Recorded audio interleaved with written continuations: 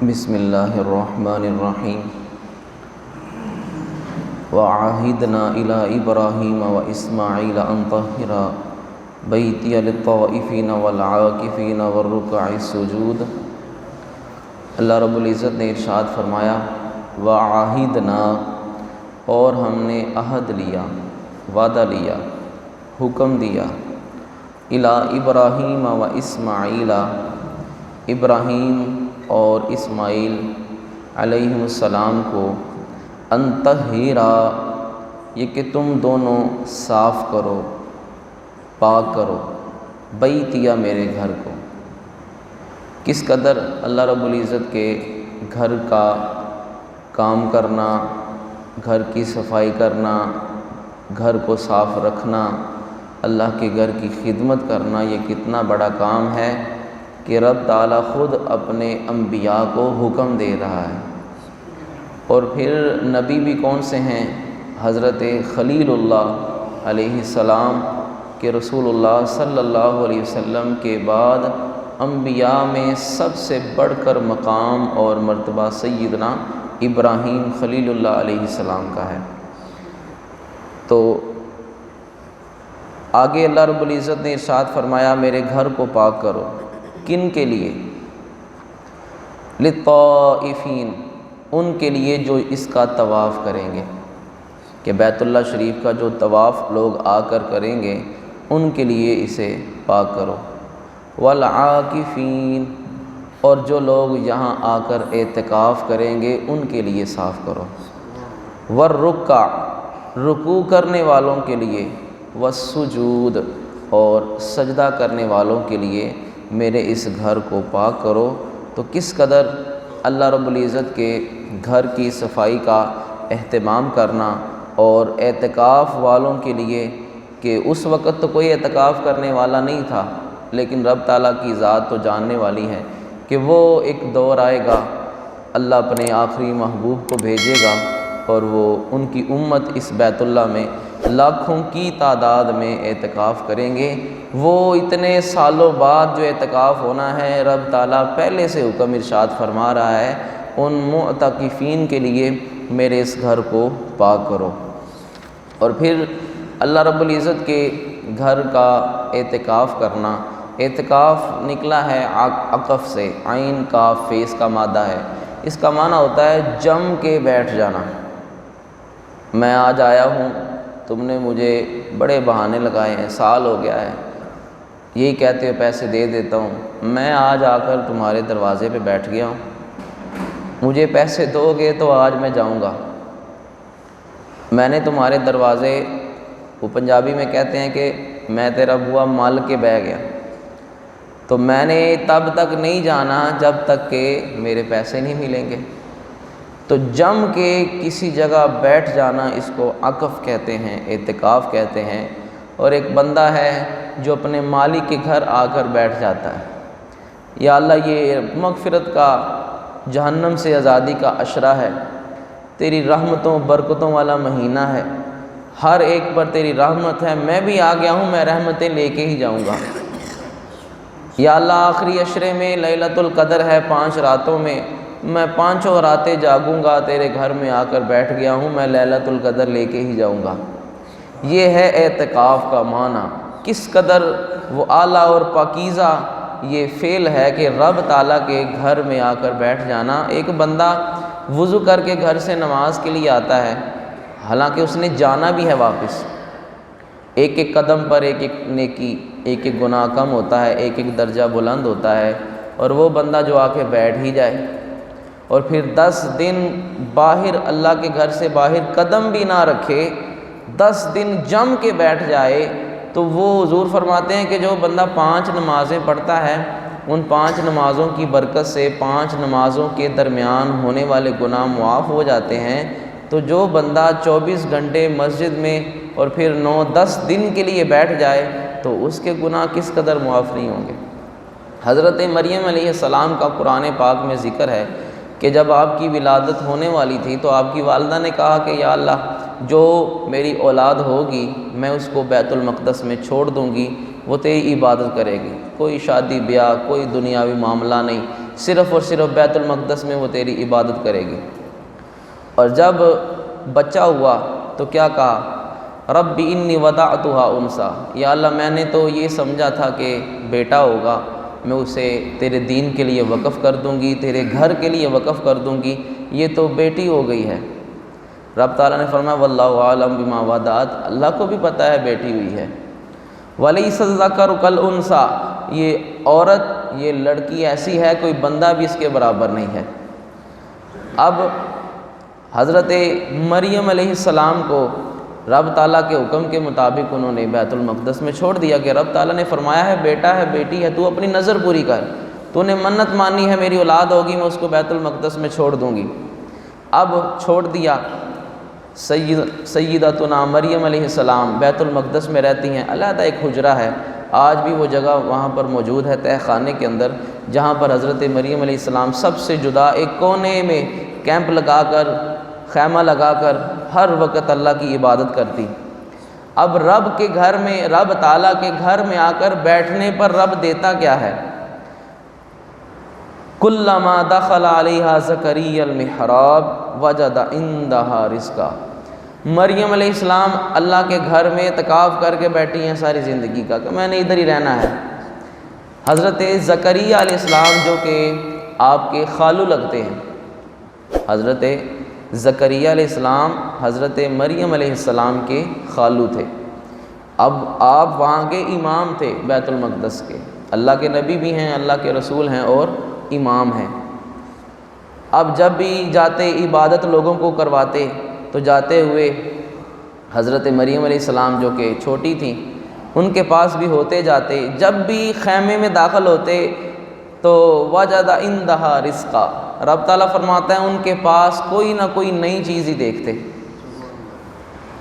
قال یا مریم انا لکی ھذا، کہتے مریم یہ کہاں سے آ گیا؟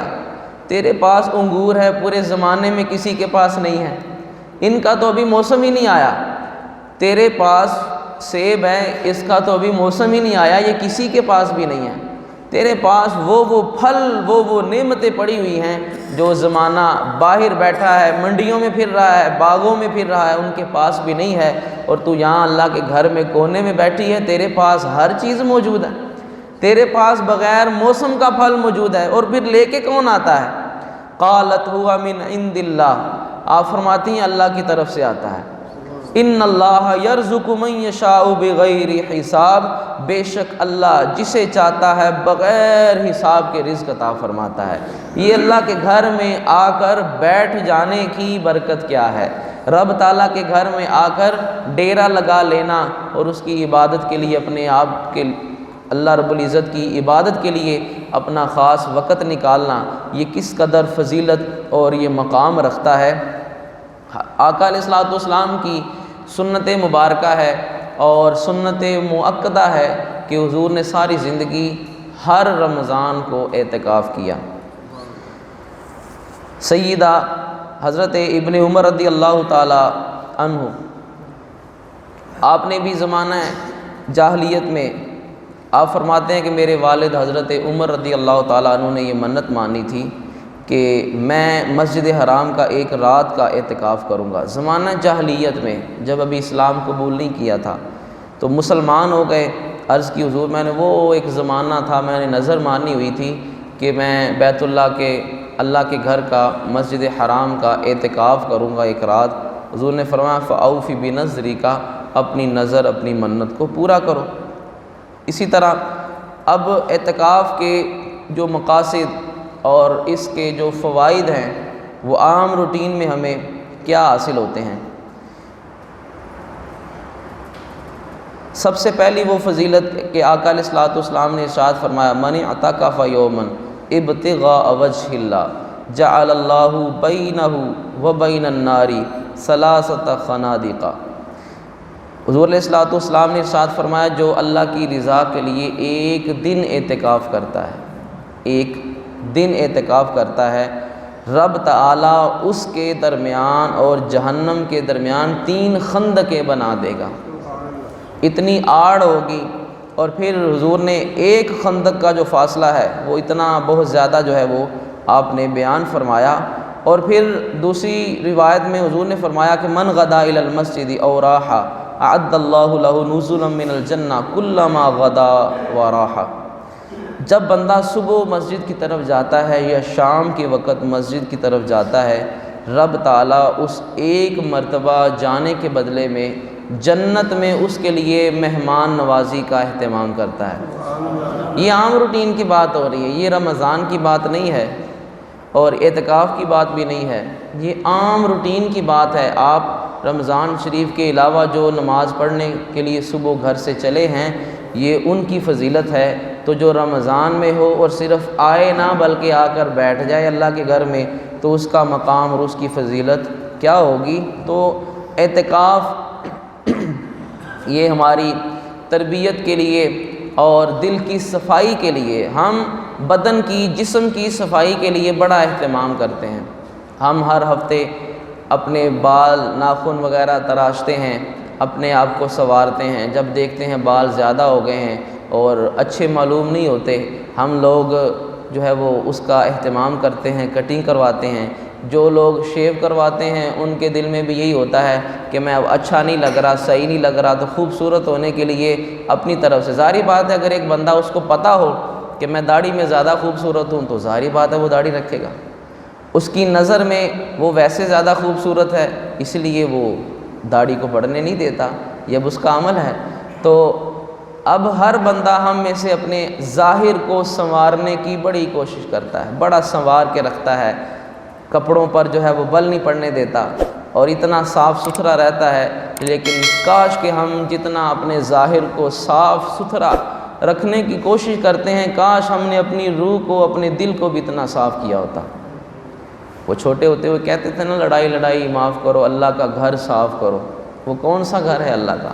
کیا مطلب ہے کہ لڑائی چھوڑ دو اور آؤ مسجد کی صفائی کرے؟ نہیں، یہ دل اس رب کا گھر ہے، اس کو صاف کرو۔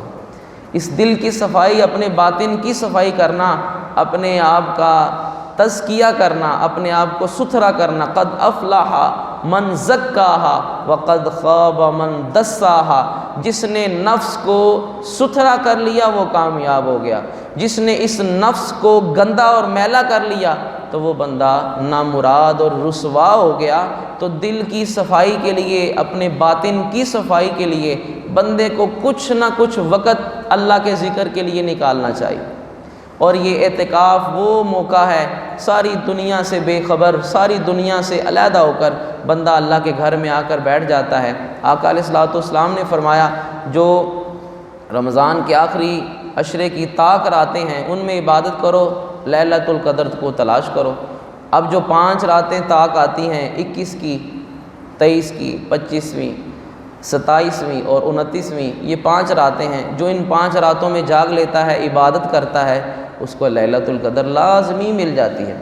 کوئی بندہ کہہ دے آپ کو یہ 5 صدوق ہے، یہ 5 ڈبے ہیں، ان میں سے کسی ایک میں لاکھ روپیہ ضرور ہے، تو اب آپ وہ 5 ہی لے کر بھاگ جائیں تو لاکھ آپ کے پاس آ گیا ہے، کیونکہ وہ ان 5 میں سے کسی ایک کے اندر ہی تھا۔ حضور نے فرمایا جو طاق راتیں، ان طاق راتوں میں سے کسی ایک میں لیلۃ القدر ہے، ان 5 راتوں میں سے کسی ایک، کوئی ایک رات لیلۃ القدر ہے، جو 5 کو جاگ گیا لیلۃ القدر لے گیا۔ اور جو بندہ اعتکاف پر بیٹھتا ہے اس کے لیے تو بڑا ایک سنہری، اور بلکہ اس سے بھی اگر اگلا جو لفظ ہے وہ آپ بولیں تو اس کے لیے بہت بڑا زندگی کا یہ ایک موقع ہے کہ وہ زندگی میں کم از کم ایک مرتبہ اگر ہم اعتکاف بیٹھ گئے اور 5 راتوں میں عبادت کی، مسجد کا آ کر حق ادا کیا، صرف سونے کے لیے نہیں آ گئے، صرف ٹائم پاس کرنے کے لیے نہیں آ گئے، اور کوئی اس لیے نہیں آ گیا گھر والے کام بڑا کرواتے ہیں چلو مسجد میں جا کر بیٹھ جاتے ہیں، کوئی اس لیے آ جائے کہ کام کاج سے ذرا جان چھوٹ جائے گی، ذمہ داریوں سے جان چھوٹ جائے گی، بیگم کہتی ہے آخری 10 دنوں میں بڑا وہ ساتھ لے کر جائے گی شاپنگ کے لیے، چلو 10 دن کے لیے اعتکاف بیٹھ جاتے ہیں، کوئی ہمیں تنگ تو نہیں کرے گا۔ اپنی اپنی نیت ہے، اپنا ہر بندے کا ایک مقصد ہے، تو صرف اس مقصد کے لیے اللہ رب العزت کی عبادت کے لیے زندگی میں ایک مرتبہ اگر ہم نے اعتکاف کر لیا تو سمجھے لیلۃ القدر مل گئی ہے۔ اور اگر اس کے علاوہ بھی ہمارے پاس الحمدللہ آپشن ہے، جو اعتکاف پر نہیں بیٹھا وہ ان 5 راتوں میں عبادت کر لے، جاگ لے، مسجد میں بیٹھ کر جاگ لے، گھر میں بیٹھ کر عبادت کر لے تو وہ بھی لیلۃ القدر کو پا لے گا، لیکن جو مسجد میں آ جاتا ہے اس کو لیلۃ القدر پانے کے ملنے کے چانس بڑھ جاتے ہیں کہ ایک بندہ اس نے اپنے آپ کو اس کام کے لیے وقف ہی کر دیا ہے کہ میں اب ان 5 دنوں میں اللہ کے گھر میں، ان 5 راتوں میں اللہ کے گھر میں موجود ہوں گا، اب اس کے لیے لیلۃ القدر کو پانا آسان ہوگا۔ الحمدللہ ہم یہاں پر ذکر کی محفل کا اہتمام کرتے ہیں، صلاۃ و تسبیح کا اہتمام کرتے ہیں، 5 راتوں کو، طاق راتوں کو ذکر کا اہتمام کرتے ہیں، اور پھر جو آتا ہے تنہائی میں بیٹھ کر بھی آپ تلاوت کریں، اللہ کا ذکر کریں۔ اور ذکر کا مقام کیا ہے؟ حضور نے فرمایا میں تمہیں بتاؤں نا کہ ایک بندہ راتوں کو جاگتا ہے اور ایک کا وہ بندہ ہے اس کا عمل، اس کا ثواب اس سے بھی زیادہ ہے۔ حضور بتائیں، میں تمہیں بتاؤں نا ایک بندہ سارا دن روزہ رکھتا ہے اور ایک بندہ ہے اس کا مقام، اس کا ایک فعل ایسا ہے جو اس سے بھی بڑا ہے۔ حضور بتائیں، کیا میں تمہیں بتاؤں نا ایک بندہ زکوٰۃ دیتا ہے، صدقہ و خیرات کرتا ہے، اور ایک بندہ کا عمل ایسا ہے جو اس سے بھی بڑا ہے۔ حضور بتائیں تو صحیح، کیا یہ نہ بتاؤں ایک بندہ اللہ کی راہ میں جاتا ہے، جہاد کر کے غازی بن کے آتا ہے یا شہید ہو جاتا ہے، بتاؤں نا اس سے بھی بڑھ کر مقام کسی کا؟ حضور بتائیں تو صحیح وہ کون سا عمل ہے کہ جو سارے عملوں سے بڑھ کر ہے؟ حضور نے فرمایا ہر وقت زبان کو اللہ کے ذکر سے تر رکھنا، یہ سارے عملوں سے بڑھ کر ہے۔ اور پھر آقا علیہ الصلوۃ والسلام نے فرمایا کہ رب تعالیٰ ارشاد فرماتا ہے جب میرا بندہ اکیلا بیٹھ کر میرا ذکر کرتا ہے، اس کے ہونٹ میرے ذکر میں ہل رہے ہوتے ہیں، میں بندے کے ساتھ ہوتا ہوں۔ کتنی بڑی فضیلت ہے۔ اور پھر وہ حدیث پاک کہ آقا علیہ الصلوۃ والسلام نے فرمایا وَرَجُلٌ ذَكَرَ اللَّهَ خَالِيًا فَفَاضَتْ عَيْنَاهُ، وہ بندہ تنہائی میں بیٹھا اپنے رب کو یاد کر رہا تھا، اس کی آنکھوں میں ایک آنسو کا قطرہ آ گیا، اللہ قیامت کے دن اسے عرش کا سایہ عطا فرمائے گا۔ کتنی بڑی یہ فضیلت کا یہ مقام اور یہ فعل ہے، یہ عبادت ہے جو اعتکاف کی صورت میں رمضان مبارک میں رب تعالیٰ نے ہمیں عطا فرمایا ہے۔ رب تعالیٰ کی بارگاہ میں دعا ہے کہ ہمیں ماہ رمضان کی قدر کی توفیق عطا فرمائے۔ بالکل آخری عشرے کے قریب بالکل پہنچ چکے ہیں، کل 20واں روزہ ہوگا، اور شام کو عصر کے بعد مغرب سے پہلے پہلے جن احباب کو رب نے توفیق بخشی ہے وہ اس کے گھر کا اعتکاف کریں گے۔